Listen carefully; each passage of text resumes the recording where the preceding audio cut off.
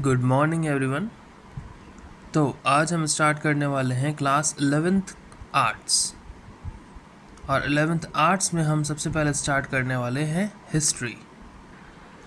तो basically arts stream है क्या? हमने आर्ट्स स्ट्रीम सेलेक्ट की है और कुछ लोग कॉमर्स लेते हैं, कुछ साइंस लेते हैं। तो जो भी स्ट्रीम आप लेते हैं वो क्या है, उसमें आपको क्या पढ़ना है, आपको किस काम आएगा, ये भी पता होना आपके लिए बहुत ज़रूरी है। तो सबसे पहले हम देखते हैं कि आर्ट्स स्ट्रीम एक्चुअल में क्या है। Arts the arts stream also known as humanities. Arts stream का दूसरा नाम है ह्यूमैनिटीज़।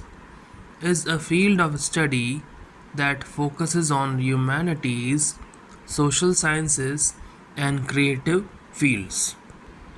तो आर्ट्स स्ट्रीम का दूसरा नाम है ह्यूमैनिटीज़, जो क्या फोकस करती है, किसकी स्टडी करती है? ह्यूमैनिटीज़ की, सोशल साइंसेस की और कुछ क्रिएटिव फील्ड्स की। तो सबसे पहले हम देखते हैं इसमें सब्जेक्ट्स कौन कौन से आते हैं। इसमें आपको सब्जेक्ट्स पढ़ने पड़ते हैं, जो कोर सब्जेक्ट्स हैं जो हमेशा आपको पढ़ने पड़ते हैं, वो है हिस्ट्री। हिस्ट्री ये तो सबसे इम्पॉर्टेंट है इसमें आर्ट्स में। दूसरा सब्जेक्ट आता है पॉलिटिकल साइंस, तीसरा आता है जियोग्राफी और चौथा आता है इंग्लिश। इसके बाद कुछ ऑप्शनल सब्जेक्ट्स में से आप जो फिफ्थ सब्जेक्ट है उसे सिलेक्ट कर सकते हैं, जैसे कि इकोनॉमिक्स, सोशियोलॉजी, साइकोलॉजी, फ़िलोसॉफ़ी या कोई लैंग्वेज जैसे हिंदी, संस्कृत या कोई रीजनल लैंग्वेज। और इसके अलावा NEP न्यू इकोनॉमिक पॉलिसी जो है, उसमें आप जो न्यू स्टडी पॉलिसी आई है उस अकॉर्डिंग आप एक और सब्जेक्ट में आप मैथमेटिक्स भी ले सकते हैं। मैथमेटिक्स भी आजकल दो पार्ट्स में डिवाइडेड है, एक है कोर मैथ्स और दूसरा है अप्लाइड मैथ्स। तो आप अप्लाइड मैथ्स ले सकते हैं साथ में as an optional subject, which is the fifth subject. एक और सब्जेक्ट है PE फिज़िकल एजुकेशन, जो बच्चे लेते हैं, और IP computer science, depending on what you are getting in your school as an optional subject. तो आप उसमें से सिलेक्ट कर सकते हैं।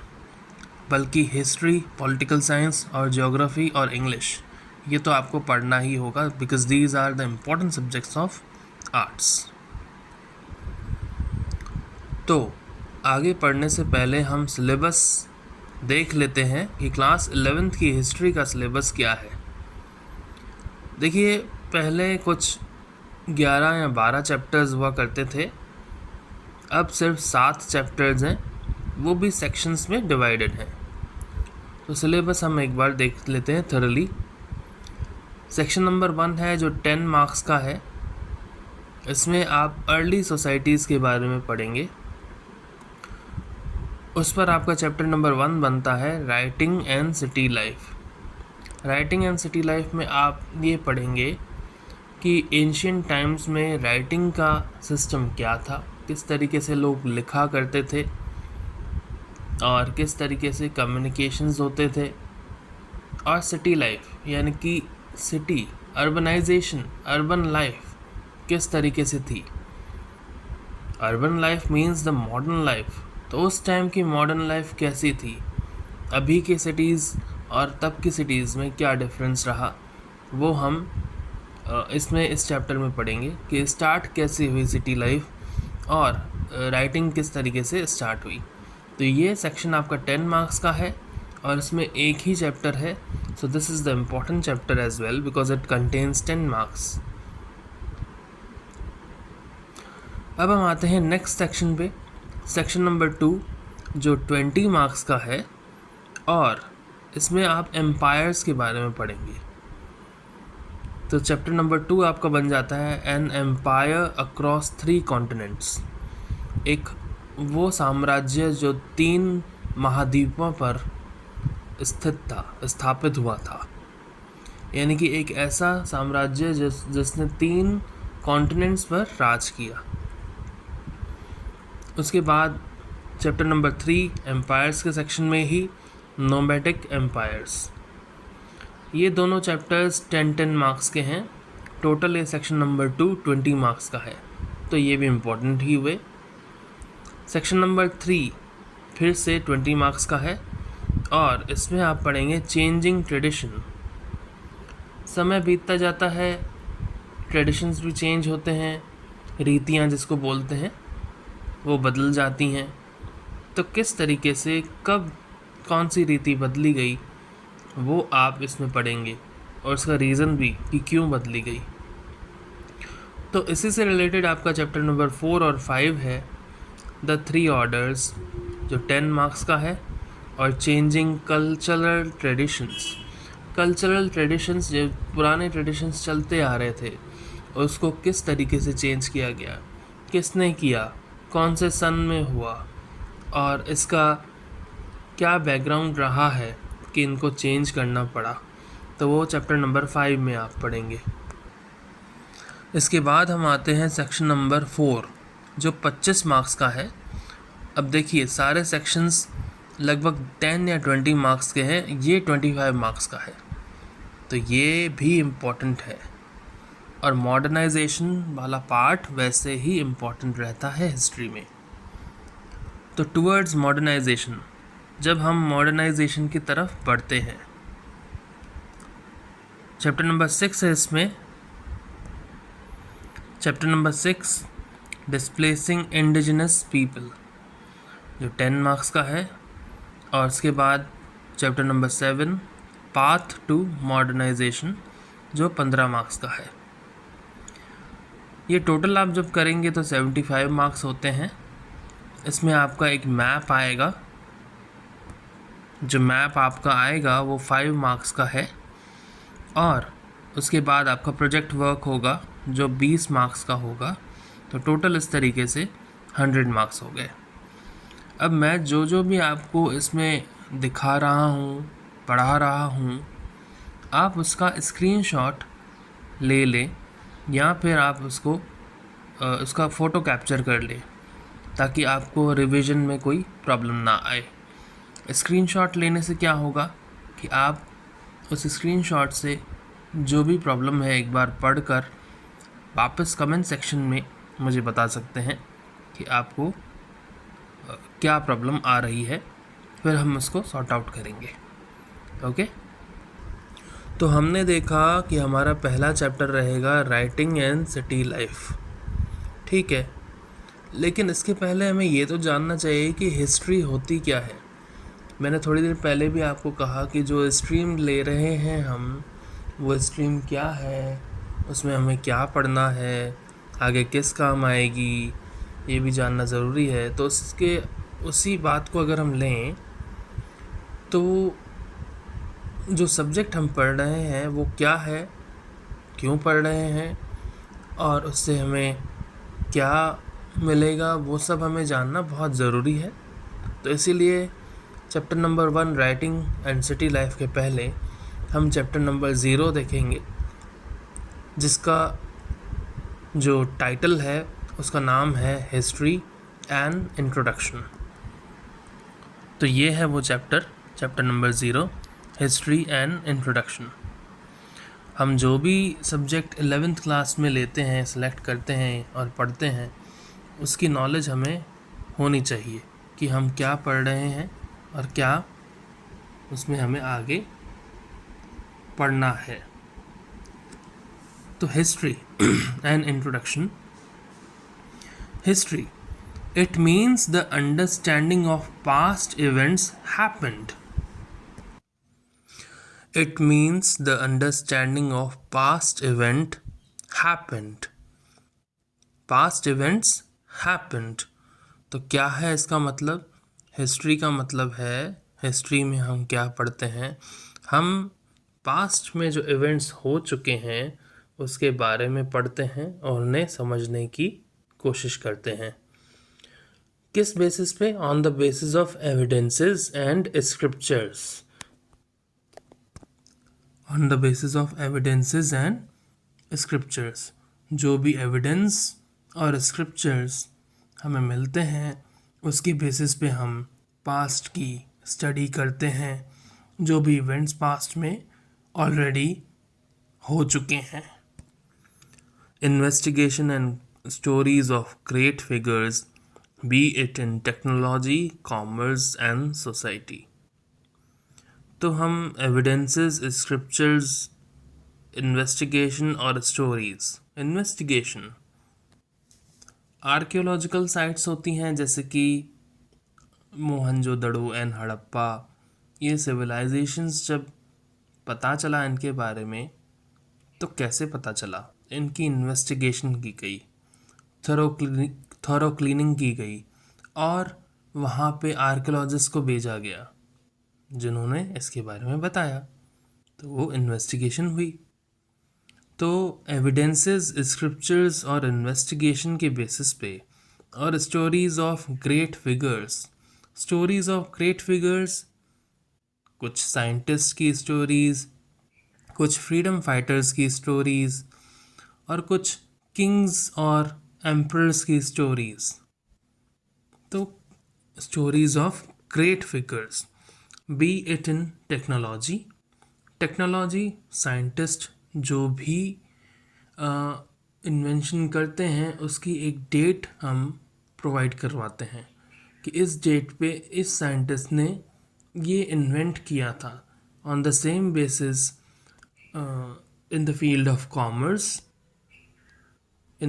कॉमर्स, अगर देखा जाए तो ये टैक्स प्लान्स या फिर ये इकोनॉमिक पॉलिसीज़ इस समय पर लगाई गई थी और उसके बाद उनमें अमेंडमेंट किया गया। And society, it's easier.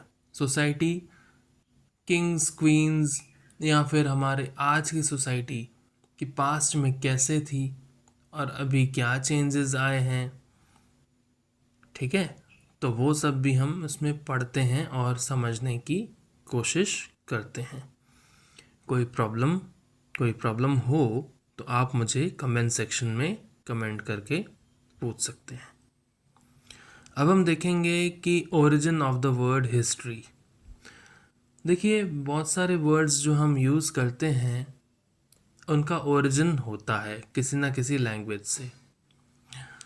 Mostly Greek language से होता है, लैटिन लैंग्वेज या फिर ग्रीक लैंग्वेज। ये दो लैंग्वेजेस मेन हैं जहाँ से बहुत सारे वर्ड्स लिए गए हैं। तो ओरिजिन जो है वर्ड हिस्ट्री का, the word history is derived from Greek word Historia. एक ग्रीक वर्ड से लिया गया है Historia, which means knowledge acquired by investigation or inquiry or a written account of past events। क्या मतलब है हिस्टोरिया का ग्रीक लैंग्वेज में? इसका मतलब है नॉलेज acquired by investigation। किसी इन्वेस्टिगेशन, थोरो इन्वेस्टिगेशन के थ्रू आपको कोई नॉलेज मिले, या फिर किसी तरीके की आप इंक्वायरी ले रहे हैं, या फिर आप कोई written account of past events को पढ़ रहे हैं और समझ रहे हैं, तो उसे हिस्टोरिया कहा गया है।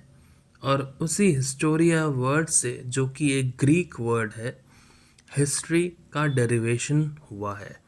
तो हिस्ट्री जो है उसका ओरिजिन क्या है? ग्रीक वर्ड हिस्टोरिया, जिसका मतलब है कि नॉलेज गेन करना, अक्वायर्ड बाय इन्वेस्टिगेशन या फिर इंक्वायरी या फिर किसी written account of past events के बारे में आप पढ़ते हैं तो आपको पता चलता है। तो कोई प्रॉब्लम यहाँ तक हो तो आप मुझे कमेंट सेक्शन में पूछ सकते हैं। इसके बाद हम ये देखेंगे कि why do we study history. History हम पढ़ते क्यों हैं?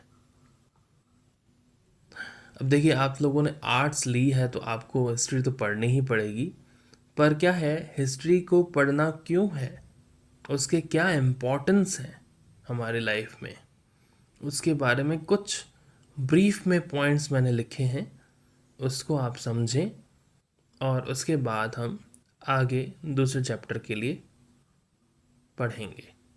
तो why do we need why do we need history, why do we study history, क्यों हमें पढ़नी पड़ती है? We study history because it is relevant. पहला point, it is relevant. Relevant कैसे? पास्ट में कुछ इवेंट्स हुए, उसके बारे में हम पढ़ रहे हैं और उसका कुछ रिटन डॉक्यूमेंट है, या फिर फोकलोर्स हैं। फोकलोर्स का मतलब दंत कथाएं, यानी कि एक व्यक्ति के द्वारा दूसरे व्यक्ति तक वो बात पहुंचती है, ठीक है, तो उसे कहते हैं दंत कथा, फोकलोर।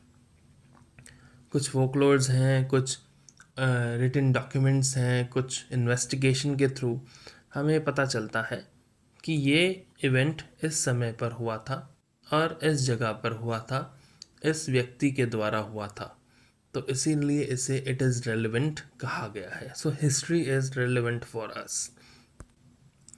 नेक्स्ट पॉइंट है लर्न फ्रॉम द पास्ट। हम अपने पास्ट की पढ़ाई इसके थ्रू कर सकते हैं, अपने पास्ट के बारे में समझ सकते हैं। हर एक देश का, हर एक सोसाइटी का अपना एक पास्ट रहा है, उस पास्ट के बारे में समझते हैं।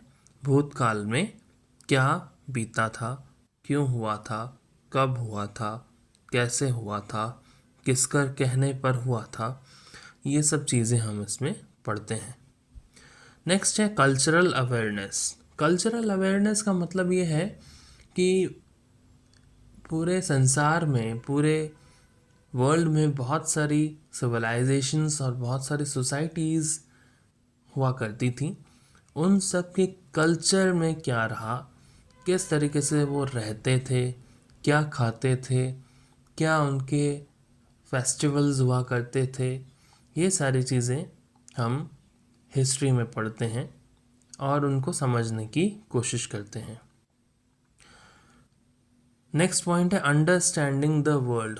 बिल्कुल सही बात है, हम वर्ल्ड को समझने की कोशिश करते हैं कि आज से 6 मिलियन ईयर्स अगो वर्ल्ड कैसा था और अभी कैसा है, हम उसको कंपेयर कर सकते हैं। और ये जो आप 11th क्लास में पढ़ने वाले हैं वैसे भी वर्ल्ड हिस्ट्री है, दिस इज़ वर्ल्ड हिस्ट्री, क्योंकि इसमें आपको जो बुक का नाम है वो है ही themes in world history, themes in world history. तो आपको इसमें वर्ल्ड की जानकारी मिलेगी, पूरी दुनिया की जानकारी मिलेगी कि आपने पूरे वर्ल्ड में कैसे बदलाव देखे हैं, कब बदलाव हुए हैं और क्या आगे सारी चीज़ें रही हैं, वो हम ऐसी हिस्ट्री में ही पढ़ेंगे। बिकमिंग अ बेटर सिटीज़न कैसे? देखिए, कई सारी कुरीतियाँ थी, कुप्रथाएं थी जो काफ़ी देशों में चला करती थी। वहाँ के सिटीजन्स ने प्रोटेस्ट करके, अगेंस्ट में जाके धीरे धीरे उन सारी कुरीतियों को, उन सारे फॉल्स ट्रेडिशंस को हटवाया, बंद करवाया।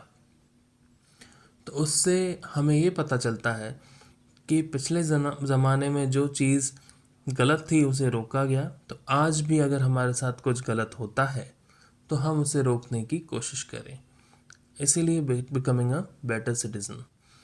तो हिस्ट्री का ये चैप्टर नंबर 0 जो था, इंट्रोडक्शन टू हिस्ट्री, उसमें कोई प्रॉब्लम हो तो आप मुझसे कमेंट सेक्शन में पूछ सकते हैं।